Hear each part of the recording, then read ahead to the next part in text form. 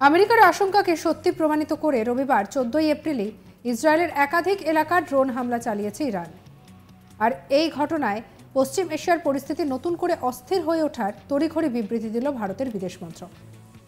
রবিবার সকালেই এই বিবৃতি প্রকাশ করে বিদেশ মন্ত্রক।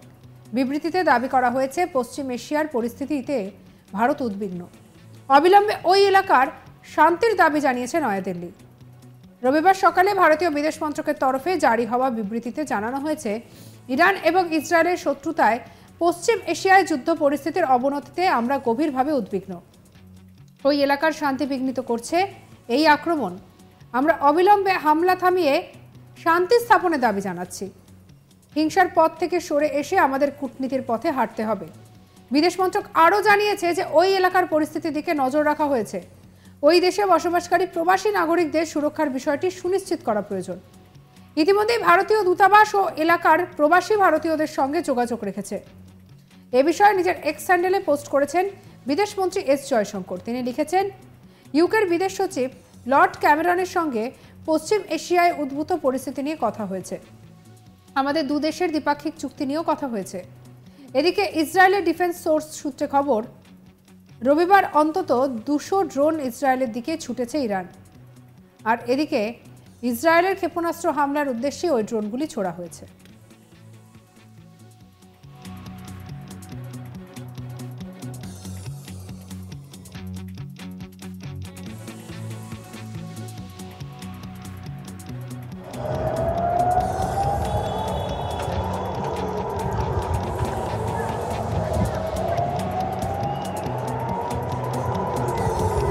Sorry বাবু তো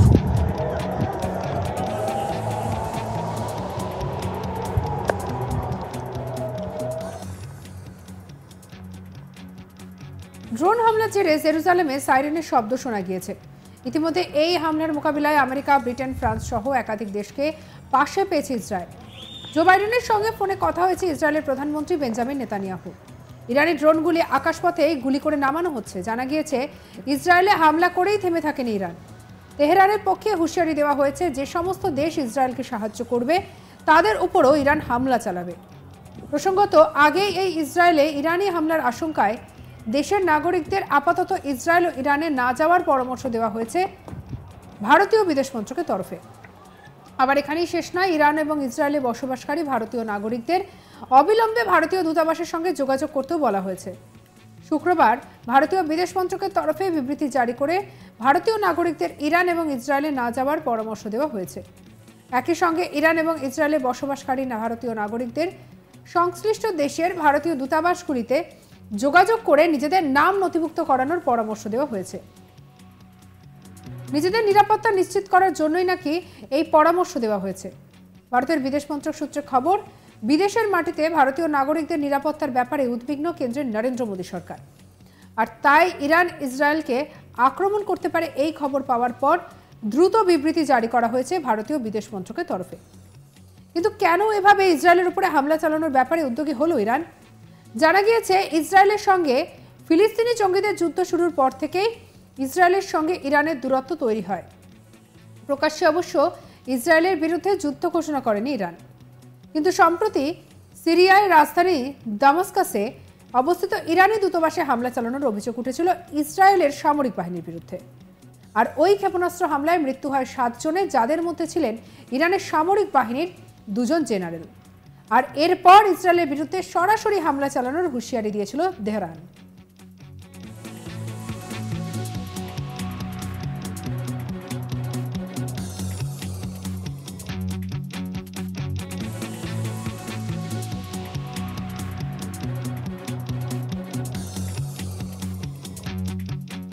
এমনকি ইসরায়েলের বন্ধু দেশ আমেরিকাকে এই দ্বন্দ্ব থেকে দূরে থাকার জন্য পরামর্শ দেওয়া হয় ইরানের তরফে।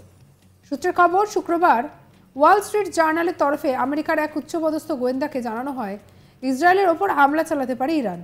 আগামী 48 ঘন্টার মধ্যে উত্তর ও দক্ষিণ ইসরায়েলের বিস্তীর্ণ অঞ্চলে হামলা চালাতে পারে তেহরান। এরপরই আমেরিকা, ফ্রান্স, জার্মানি সহ একাধিক দেশে তাদের নাগরিকদের ইরান এবং ইসরায়েলের যাওয়ার পরামর্শ দেওয়ার ব্যাপারে সতর্ক করেছে। Sorry বাবু তো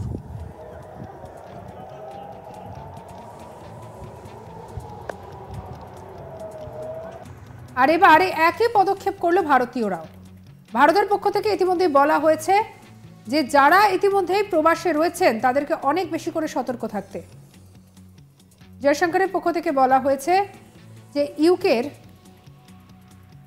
বিদেশ সচিব লর্ড ক্যামেরনের সঙ্গে পশ্চিম এশিয়ায় উদ্ভূত পরিস্থিতি নিয়ে কথা হয়েছে। আমরা দুদেশের দ্বিপাক্ষিক চুক্তি নিয়েও কথা হয়েছে।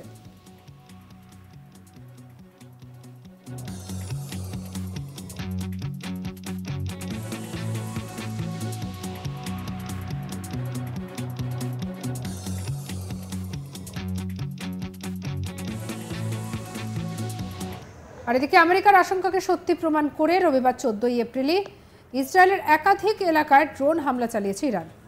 এই ঘটনায় পশ্চিম এশিয়ার পরিস্থিতি নতুন করে অস্থির হয়ে ওঠায় তড়িঘড়ি বিবৃতি দিল ভারতের বিদেশ মন্ত্রক। রবিবার সকালে এই বিবৃতি প্রকাশ করে বিদেশ মন্ত্রক। বিবৃতিতে দাবি করা হয়েছে পশ্চিম এশিয়ার পরিস্থিতি উদ্বেগজনক। অবিলম্বে ওই এলাকায় শান্তির দাবি জানিয়েছে নয়াদিল্লি।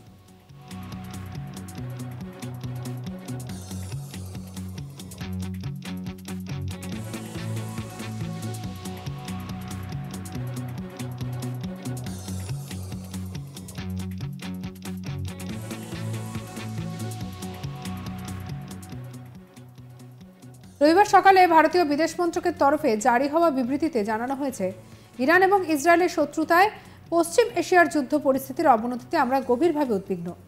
ওই এলাকার শান্তি বিঘ্নিত করেছে এই আক্রমণ। আমরা অবিলম্বে হামলা থামিয়ে শান্তি স্থাপনের দাবি জানাচ্ছি। হিংসার পথ থেকে সরে এসে আমাদের কূটনীতির পথে হাঁটতে হবে। বিদেশ মন্ত্রক আরও জানিয়েছে যে ওই এলাকার পরিস্থিতির দিকে নজর রাখা হয়েছে। ওই দেশে বসবাসকারী প্রবাসী নাগরিকদের সুরক্ষার বিষয়টি সুনিশ্চিত করা প্রয়োজন। ইতিমধ্যে ভারতীয় দূতাবাস ওই এলাকায় প্রবাসী ভারতীয়দের সঙ্গে যোগাযোগ রেখেছে।